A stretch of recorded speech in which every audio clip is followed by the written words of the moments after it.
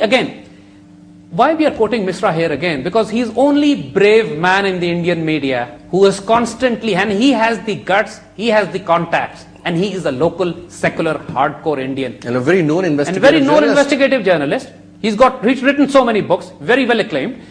Now, every week, he writes a new article exposing more information that comes to him, because there's so many sources he's getting his information from. Of course, he's not getting his information from ISI, but he's getting from his own Indian sources.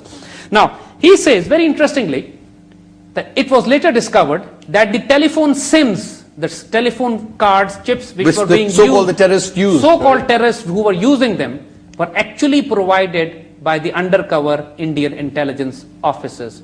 And his article, and it written on 19th of December, Misra says, was the Mumbai attack a contractual terrorist operation? Yep. And he says, one of the two Indian men arrested for allegedly buying mobile phone cards used by the gunman was a counter-insurgency police officer who may have been on an undercover mission duty. Now another, he says, senior police officer in Indian Kashmir, which has been at the heart of the tensions between India and Pakistan, demands that the release of the officer Mukhtar Ahmed, saying that he was their own and had been involved in infiltrating Kashmiri militant groups. Primarily, it is the implication of Ahmed's involvement that Indian agents may have been in touch with the militants and perhaps supplied the SIM cards as well. It is categorically proven now that the people who supplied the telephones and the SIM cards to the terrorists worked for the Indian intelligence. They were undercover officers. They knew all along each and everything which was happening. It was not a surprise attack. Basically, it was not a surprise operation. They were the people who scripted this whole. They scripted the whole thing. They wrote the whole thing. They orchestrated it. But as we said, idiots as they are, they goofed up big time.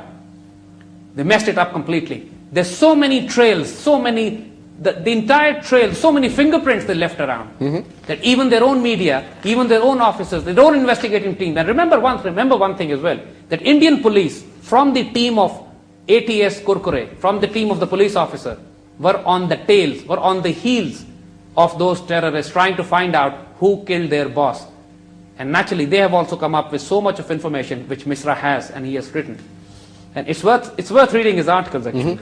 Arif Chaudhry acknowledged that he was a Pakistani in his statement. Yes, this is very interesting because a few years back, there was an attack on Indian Red Fort in Delhi. And again that attack, just like the attack on Samjhauta Express, was blamed on Pakistan.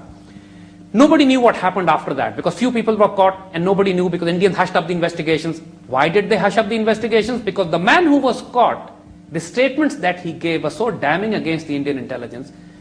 And Misra quotes them, Misra writes to them, and I quote. Yeah.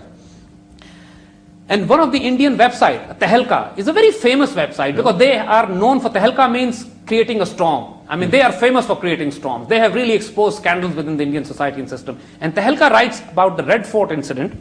Arif, that's the man of the terrorist supposedly caught. Arif candidly acknowledged that he was a Pakistani in his statement under section so-and-so. But he also explained in detail the circumstances under which he came to India. Arif claimed that he was an operative for RAW, Indian's external intelligence agency.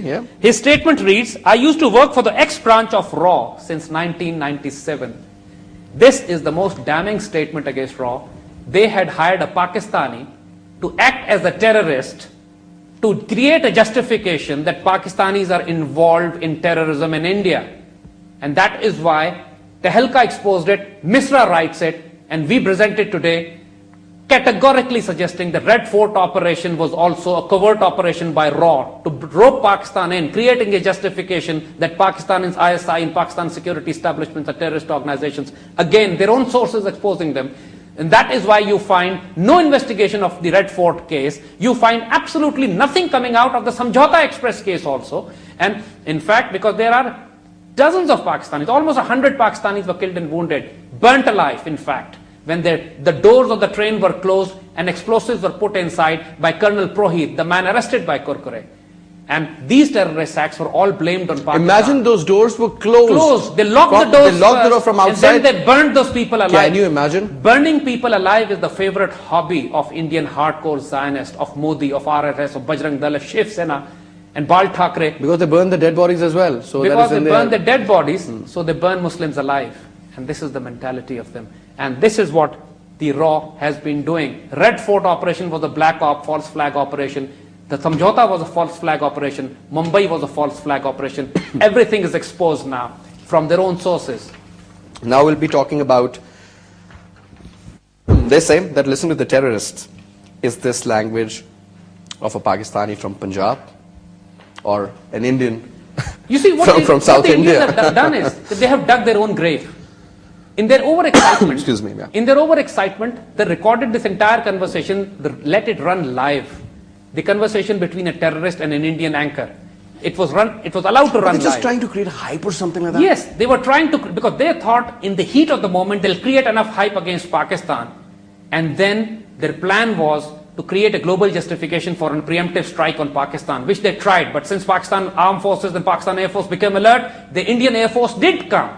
They did try to cross the borders, but they were engaged by Pakistani Air Force, and they had to go back. But Indians tried to create a global justification for a preemptive strike on Pakistan under the pretext that Pakistanis were involved. Again, as we said, right now, they're extremely offended and upset that they have lost the advantage of surprise. They have not been able to generate global support against Pakistan for their cause. And the Pakistani armed forces are fully deployed. So Indians have now, if they attack Pakistan, they'll have to suffer 100 times more losses than which they could have taken the advantage of immediately after the Mumbai blast.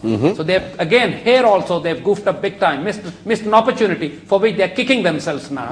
And here, they would kick themselves more by putting this entire interview on YouTube. And we have given a link in our dossier here, and we'll suggest and we'll recommend our viewers to go to our website, find this link, watch this, and listen to the language. And anybody who understands Hindi and Urdu would find it hilarious. You see the entire thing in perspective. Before the Mumbai blast, 2 weeks before that, a series of articles were coming in the press, and we are going to read those few articles here. Everything was bombshelled for the Hindu fascists, because it was exposing They were just creating a feel, you know? And entire India was up in arms.